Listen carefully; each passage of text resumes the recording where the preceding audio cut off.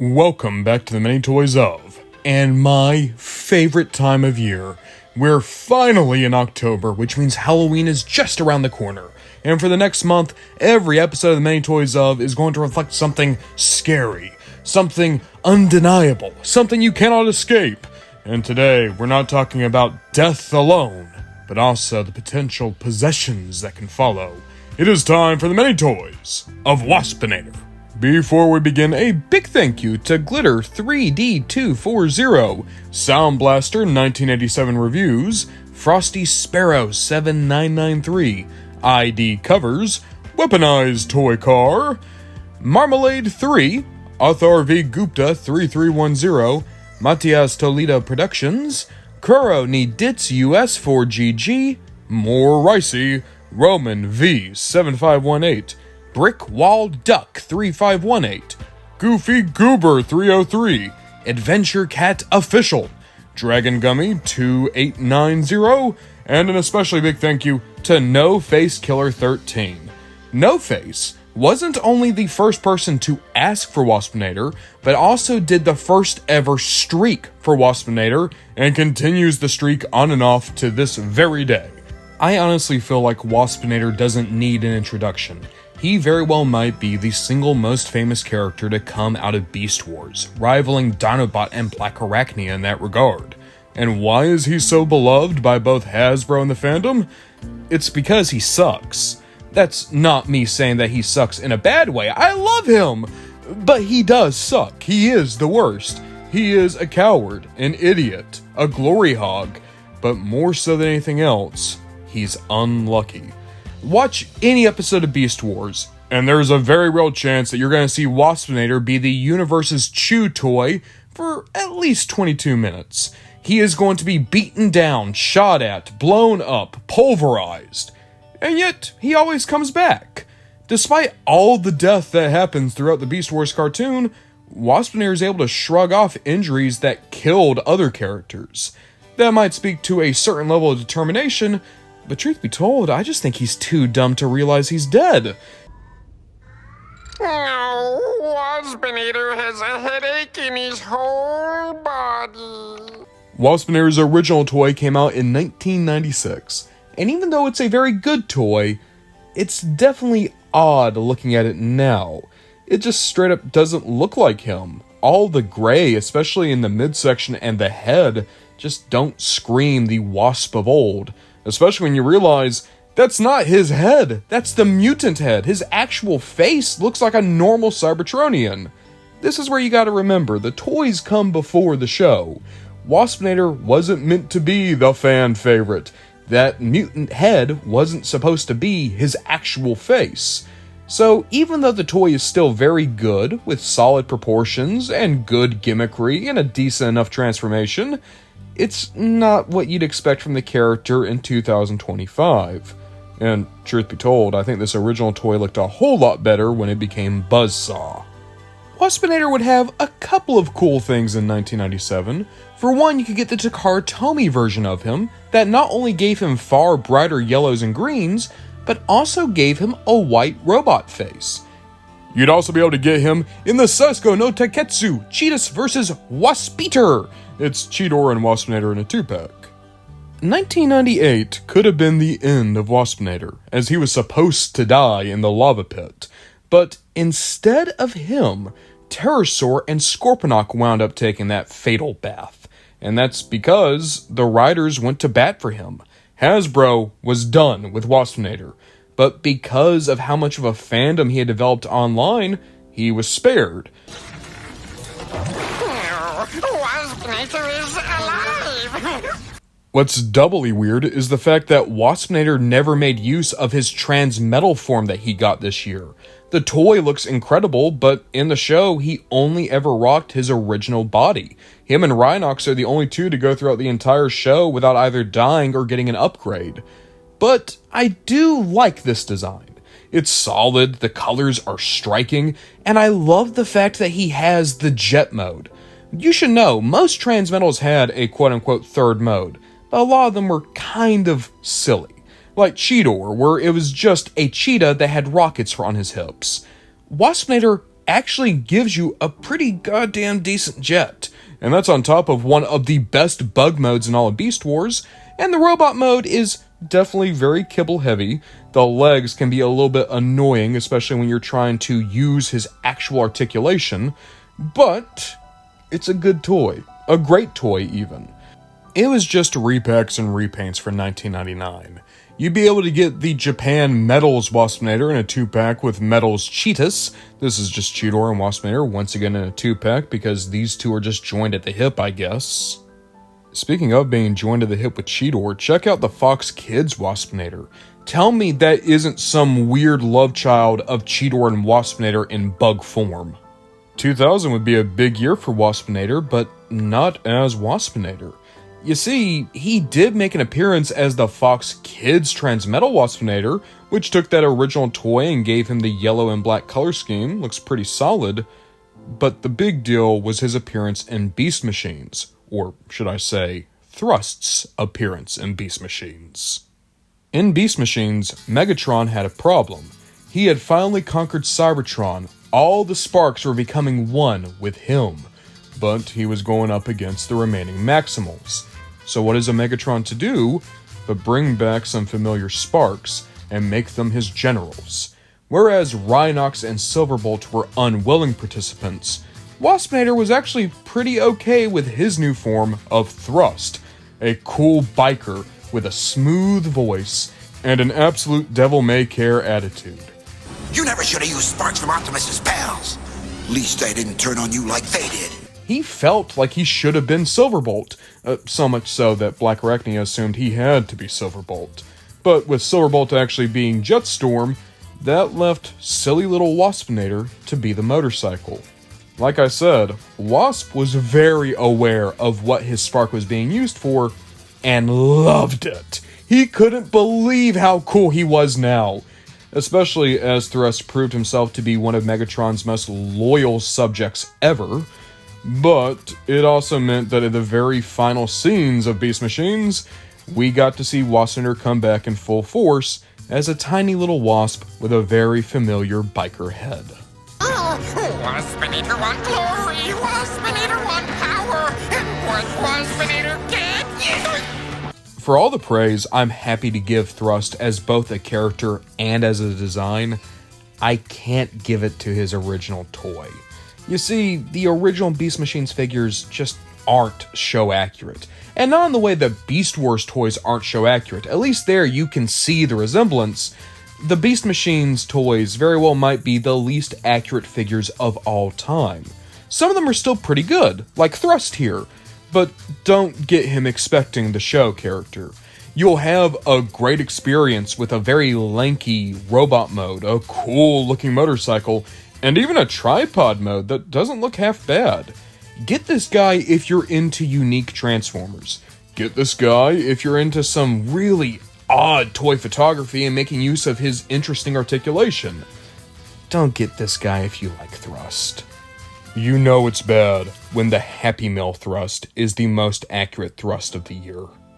At least Thrust would have a little bit of redemption in 2001, where you'd be able to get the Beast Machines motorcycle drone.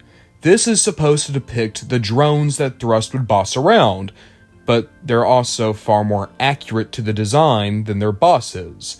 Unfortunately, the drones do not have Thrust's iconic paint scheme, but this is the most accurate version of the design you'll ever get.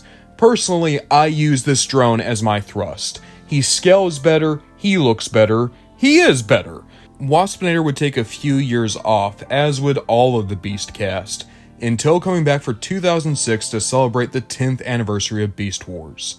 He was a part of the 10th anniversary toy line, with his original figure being resculpted and repainted to be more show accurate.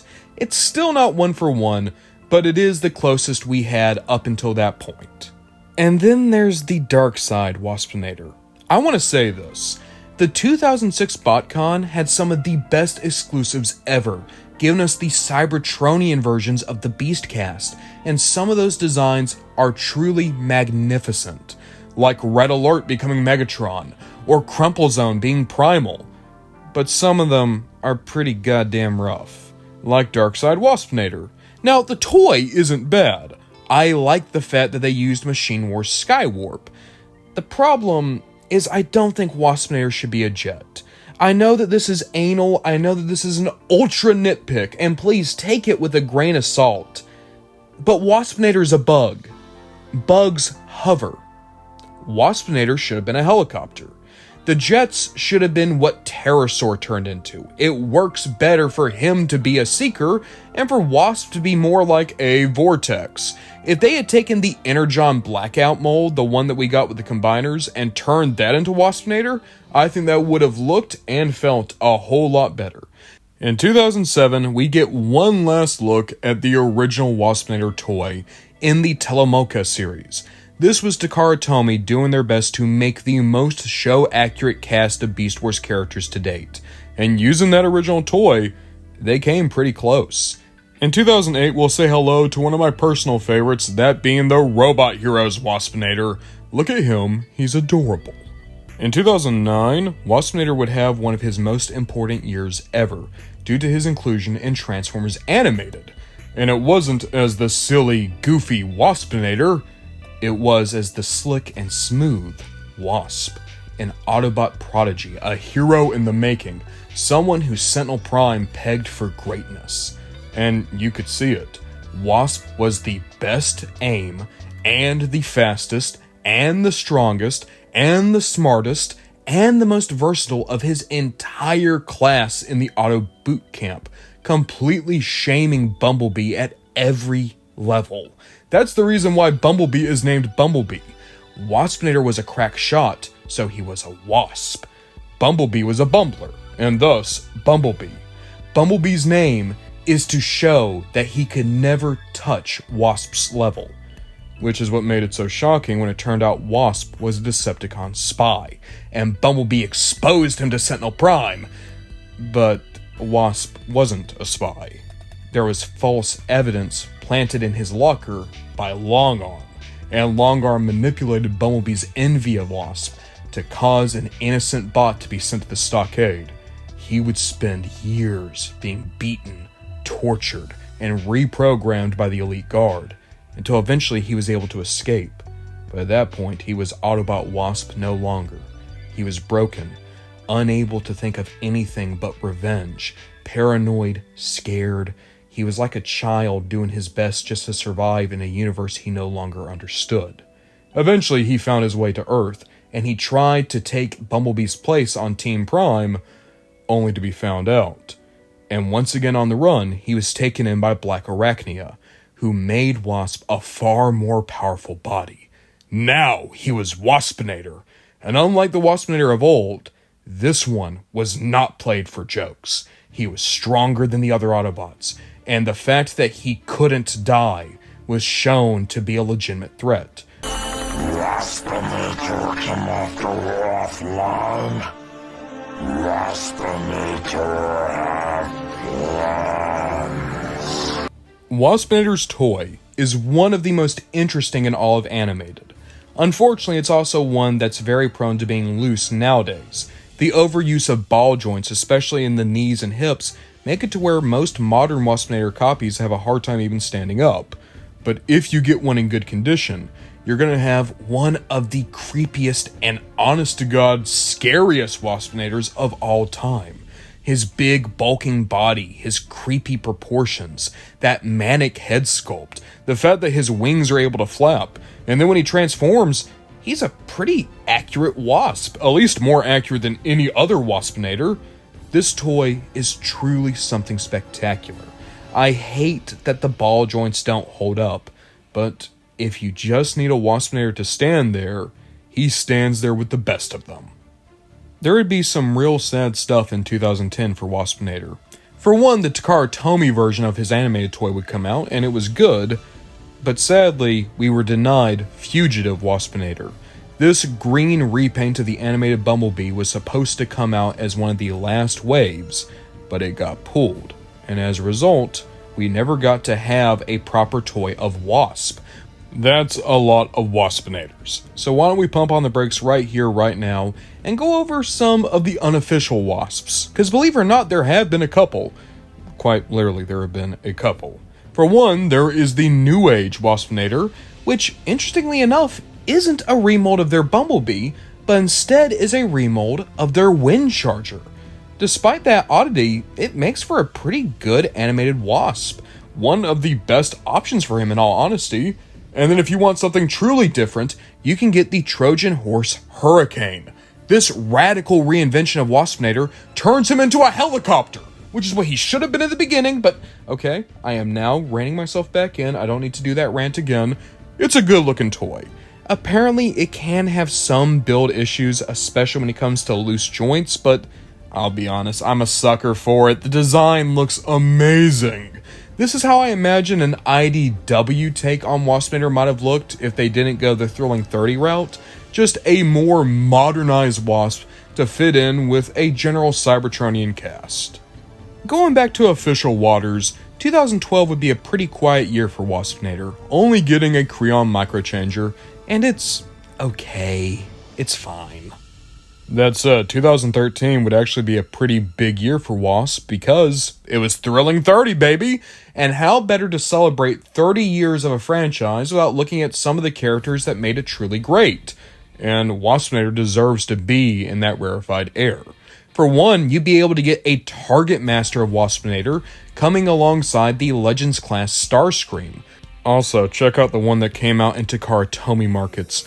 That is a beautifully painted tiny Waspinator. It's actually kind of boggling my mind how good this mold could look with proper color scheme. That said, the way more important thing was the fact that Waspinator got to be one of the Thrilling 30. This guy is truly spectacular, and very well might still be the best Waspinator toy. I think that he's incredible. Granted, he does have some problems. For one thing, he has a ton of translucent plastic, especially in that bug head. That means that when you transform him, there's a good chance that you're going to be cracking the chest. And also, ball joints in the hips, ball joints in the knees. He can become very loose in the lower body, very much like animated Waspinator. But in terms of the painting, the sculpting, the transformation, the overall presence, this is as close to perfect as I think we'll ever get for Waspinator. I mean, I can't think of a single toy that has been this pitch point accurate to the vibe, the feeling of Waspinator. And the sculpting truly is something gorgeous. The closer you look, the more you can make out the individual pieces of the bug's exoskeleton. There would only be 2 toys of Waspinator in 2014, and yet I would still call it one of the best years of figures he's ever had. For one, you'd be able to get the Japanese release of the Thrilling 30 Waspinator, and what do you know, it's even more show accurate and looks incredible still. But truth be told, I think the way more interesting toy came from the Collectors Club. So think about Waspinator, right? In the Beast Wars era, he did become Thrust later on. So you can make the argument that truly he has a split legacy, that of Waspinator and of course that of the Motorcycle Bot. Which is why Timeline's Thrustinator is so incredible to me. Being a heavy remold of the Beast Wars 2 Dirge Gun, this guy is just insane.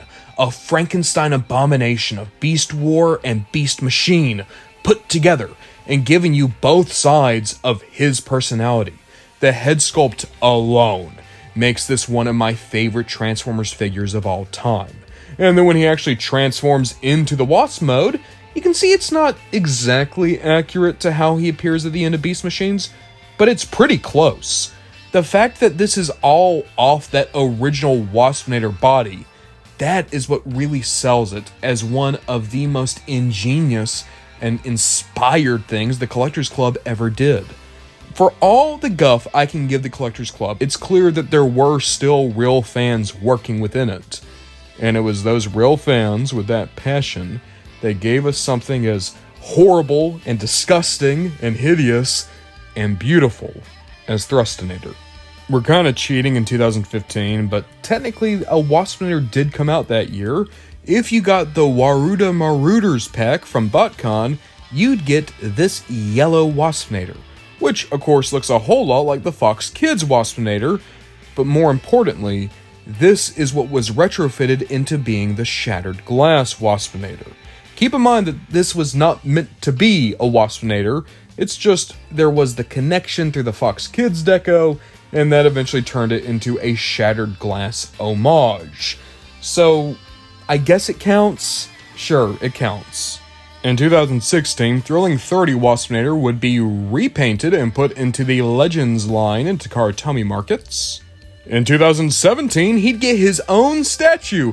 Well, not really. He would actually be a bunch of desecrated body parts at the bottom of the Prime 1 Studio Optimus Primal statue.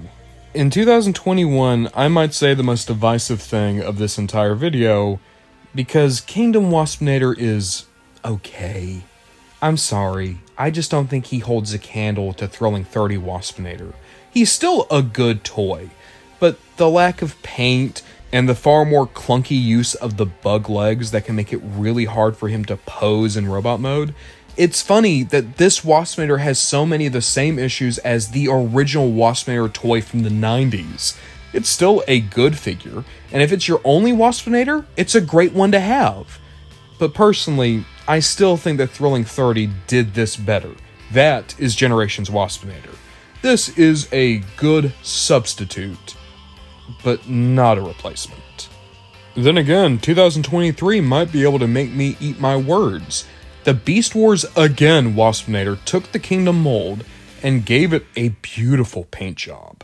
Granted, I still think that as a toy, this isn't as good as Thrilling 30, but with this dazzling color scheme, I think it looks better. There is also a J Toys Nano Metafig Waspinator. Not much to talk about, but, it looks cool. In 2024, we get a very slight change to the Beast Wars Again Waspinator, but he was given a darker color scheme, and more importantly, Decepticon logos as opposed to his Predacon insignias. That's because this was the Ghost of Starscream pack. It gave you a translucent Earthrise Starscream and this darker take on Waspinator in order to recreate Possession, which I think is pretty cool. Not needed, but cool. That brings us to 2025, and our most recent Waspinator, or should I say, Wasp, because our most recent rendition of the character is the Age of the Primes animated universe Fugitive Waspinator, and it finally has given us an official version of how Wasp appeared throughout most of his animated appearances. And I love this guy. It has a lot of problems, don't get me wrong. He's a very tiny toy and is requesting the same amount as the other deluxes, which, keep in mind, means that he is asking the same amount as the very tall Solus Prime or 2 components of Superion. But there's something about this toy, the new head sculpt, the colors. It made me feel like I was playing with an animated toy again. I hated the Legacy United animated Bumblebee. I thought it was a bad toy, and I didn't enjoy owning it. And I thought that Wasp was going to be so similar. But I bit the bullet. I got him, and I'm so happy I did. There's something beautiful about him. I'm sorry, I don't have a better term for it. The little kid, Ron Bondajon, the 11-year-old that would have been watching animated, they were happy to finally have this toy of Wasp. And I still love having him. He's a good little toy. Too expensive for what he is. But again, the head sculpt and the colors, and just the fact that it's Wasp, that makes it worth it to me. And that's it. I love Waspinator. I think most people do.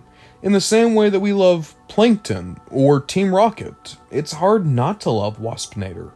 And I don't think it's because he's sympathetic, not necessarily anyway. He doesn't have a tragic backstory. He doesn't have some relatable goals. At the end of the day, he can be just as scummy as the other Predacons. But you can't watch a character like this get beaten down every episode for 3 seasons without feeling a little bit bad for them. And moreover, even though I say that he could be just as scummy as the other Predacons, I think the important thing is, he usually isn't. Sure, he's not a blind fanatic like Inferno, but he's also not a treacherous backstabber like Terrorsaur. He doesn't take amusement in other people getting hurt like Scorponok. He isn't constantly trying to creep out or scare the others like Tarantulas. And he also isn't constantly trying to scheme for his own power grabs the way that Megatron or Black Arachnia do. Waspinator is dumb, sure, but he's not an idiot. He's able to repair himself and others. Clearly, he understands how the technology in the dark side works, considered he's almost always put on console duty. There is some insinuation that when it comes to flying a ship, Waspinator might be the most talented out of any of them. He's a pilot that's been forced into infantry service. No wonder he's a bit out of his depth. But moreover, Waspinator's never cruel. He doesn't go out of his way to kick people when they're down, probably because he's been kicked so often while he's trying to put himself back together. And even though he does have a hard time communicating, it's clear that there's something going on in that little head of his. He does dream of being important, or at the very least accepted. Sure, he'll occasionally shout out Waspinator rules, or he'll mutter to himself about how he has plans, but it never comes off like he's actually doing that much scheming. It feels a lot more like he's just in some dead-end job, constantly watching as younger, hungrier people pass him over for promotions. Think about all the Predacons that came online after him, and yet very quickly rose to be his superior. Black Arachnia, Inferno, even to some extent Quickstrike. Waspinator was never penciled into any of Tarantulas' plans. He was never made a sub-commander. He was never given a redemption arc. He's just a loser. He's someone who in another life would have been stuck behind a desk somewhere, pushing papers for the Tripredacus Council. And he probably would have been happier like that. It kind of feels like he got coerced into going on the dark side. Like someone tricked him into this life of villainy. And I think that's why his little moment at the end of the show feels so good. Seeing him finally be able to relax and seemingly having helped the proto-humans, now being rewarded for that help by being fanned by them, being given drinks and food. I know that this is retcon later on in Beast Machines, but to me, this feels like the perfect ending for a Waspinator. Regardless of the universe, Waspinator is always given the short end of the stick. Maybe it's because in Beast Wars he's a dummy, or in Animated he got pegged as being a traitor and is constantly on the run, but you can't deny he never goes bad just for the sake of going bad. It feels like the universe conspires to put him on the wrong side of history. And with him being in that boat, something as simple as having a nice chair and a cold drink in his hand feels like a victory. Waspinator happy at last.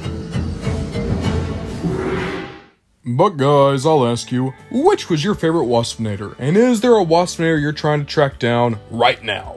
As I said before, every Many Toys of during October is somehow going to relate back to Halloween. This time it was pretty simple. We're talking about death and possession. That's pretty scary. Next time, though, we're going to be talking about something just as scary, terrorism, through our good friend Sandstorm.